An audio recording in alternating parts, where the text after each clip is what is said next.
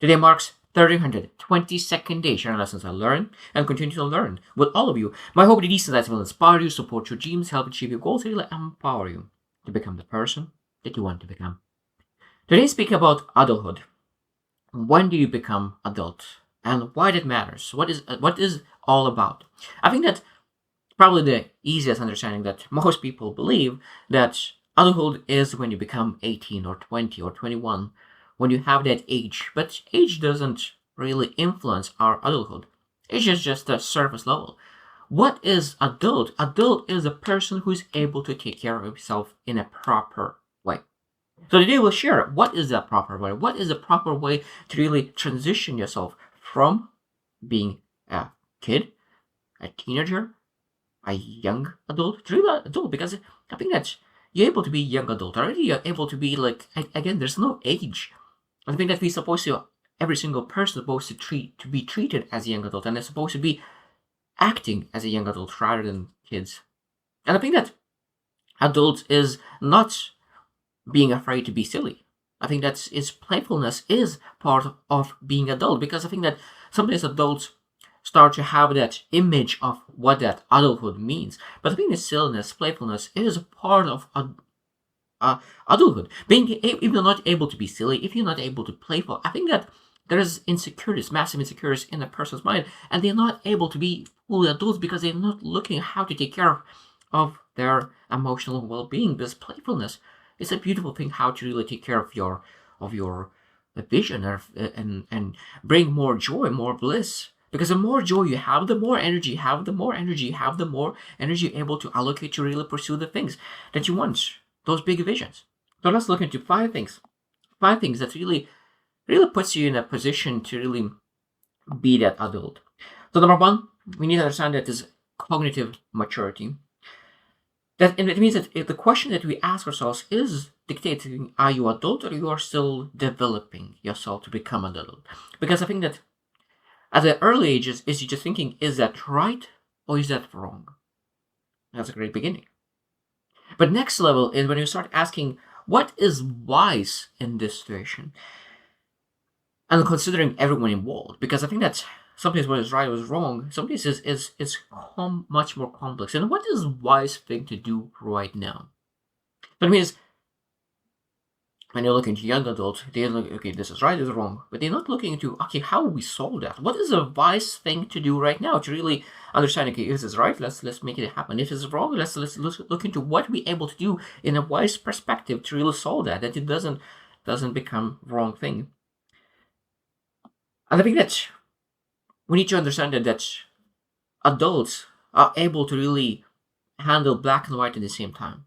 They start to look into the gray areas. Because as a young individual, including myself, I used to have that black and white thinking. It's working or it's not working. But the majority of things in life, 99% of things, are not black and white. It's gray. So that means being able to understand there is a paradoxes and being able to be okay with that. For example, like easy says, sometimes you love somebody so much, but you know that you're not able to be the person. It's not for you.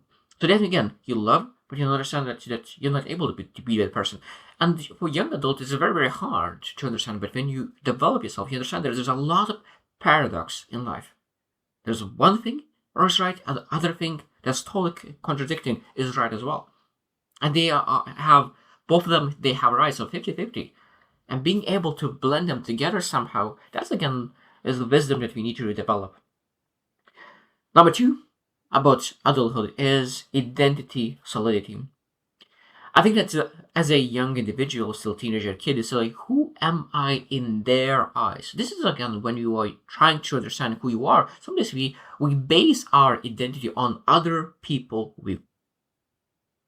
But what do we need to do? What do we need to do? We need to really shift that. And it's like, who am I when no one is looking? I think that's a much better question. Who am I when there's no one looking? That means that at the beginning, you're looking to other people to really define who you are as a person, and what they think of you, that's what you think of you. But at some point, you start to think, okay, who am I when no one is looking? That means there's nobody is required to design and understand who you are as a person, who you want to become. Because at the end, okay, am I and who I want to become, what I need to build to make sure that I'm able to have that solid identity for myself. That means that adult is becoming internal authority for himself. And I think it's very, very important. So that rather than looking to external points, now we're looking internally for authority inside. Number 3, responsibility, not duty. So a lot of times when we are young adults, we execute based on duty, based on responsibility. That is accountability put on us. But adults are they choosing responsibility. They choosing because they know that's a power. When you take responsibility of something and really, I think that is a massive power because it gives you edge. It gives a purpose. It gives a meaning. It gives a fulfillment. So that means that looking to your responsibility as something that you are striving for. I think this is part of the being adult because as a young adult, a lot of times we can say like, oh, I have to go to work. But when you are adult, when you developed, you're at that moment you say like, I get to do the things that I want. I get to work the things that I get to go work and make things happen. I get to have a chance to really pursue my vision. It doesn't matter how small the steps are, but I get to really do something. So I think that's the language we're changing because this is my life and no one is coming to save me. This is my responsibility. Exactly the fault. Like it's not my fault that I have a trouble somewhere. I have some kind of pain, a grief, or some kind of emotion to deal with. That's not my fault a lot of times, but my responsibility to really respond to that and to make sure that I become better. Number 4 is emotional sovereignty. That means that being able to really hold yourself to the same compassion you long for others. You long from the others. So I think a lot of times we want to really support like one from the husband, from wife, from kids, from parents, like you name it.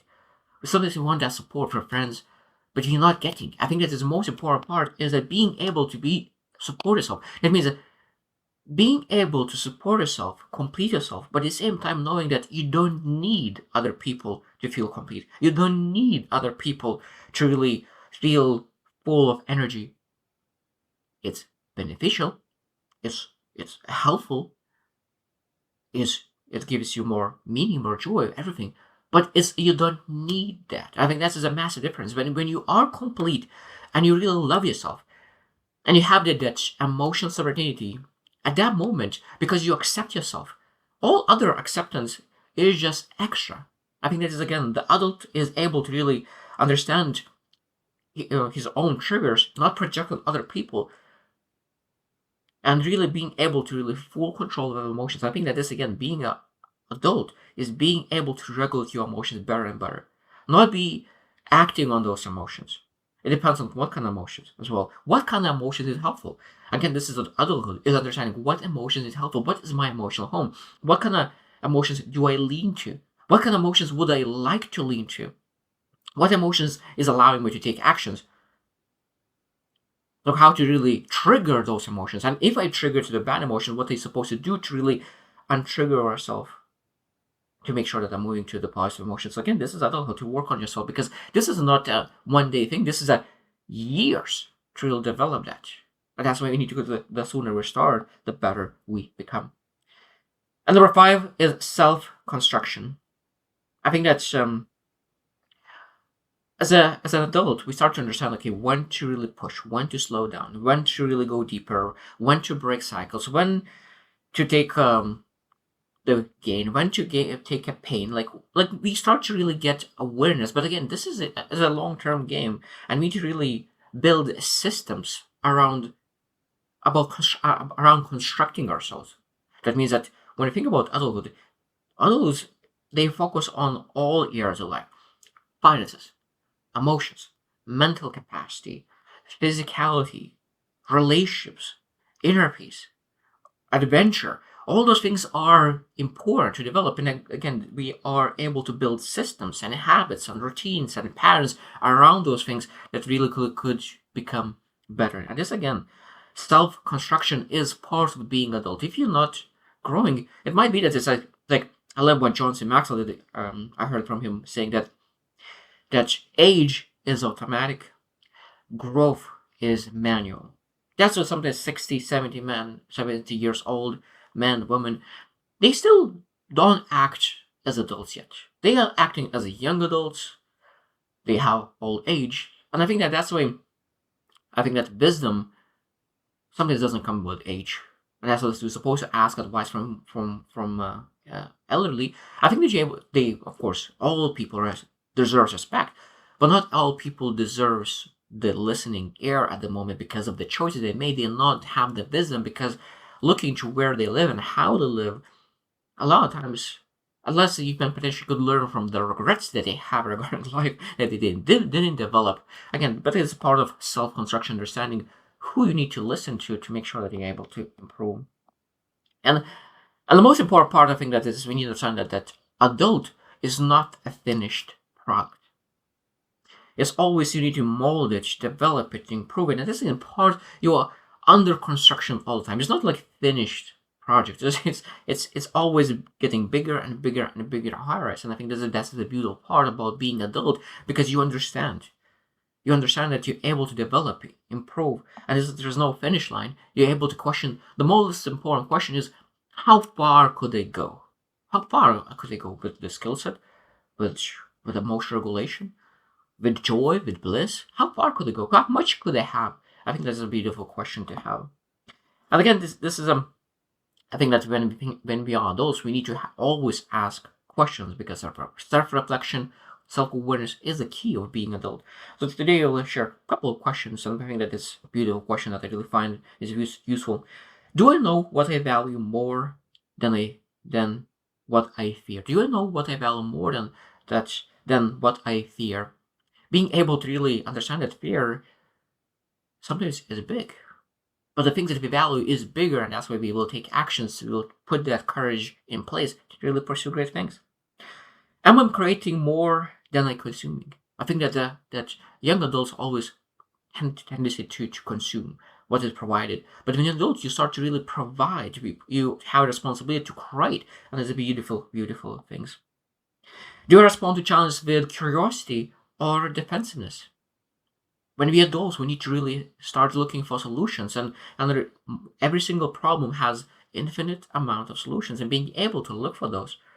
Because sometimes we want to defend ourselves, we want to blame others, but blame and avoidance doesn't solve the problem. Again, these are the adult things that we need to really. Where am I still waiting to be saved? Where am I still waiting to be saved instead of stepping up? This is a beautiful question. This is again showing that you need to take responsibility. And which parts of your life did you don't take responsibility? It might be that some part of your life is beautiful, but maybe there is some part of your life is not beautiful. Maybe you have the money taken care of, relations taken care of, but your health is struggling. And you're hoping that someone will make you meals, someone will exercise for you. Being able to take responsibility, like I didn't take care of myself. I didn't really actually look into how to really take care of myself. The last one question that is that who am I when there's no one is watching? Am I proud of that person? I think that's such a beautiful question. Who am I when no one is watching? And am I proud of that person? And if I'm not proud, what do I need to change to become the person that I'm proud of? Because when you're proud of yourself, you nurture that person more. Because I think that one of the biggest things that adults do, is that they don't like themselves, they hate themselves. And what people do to the people that they hate, they hurt them. But it means we need to like ourselves. We need to be proud of ourselves. We need to nurture ourselves. And that's exactly being part of adult, what that adulthood means. So I hope you choose to win and see you tomorrow.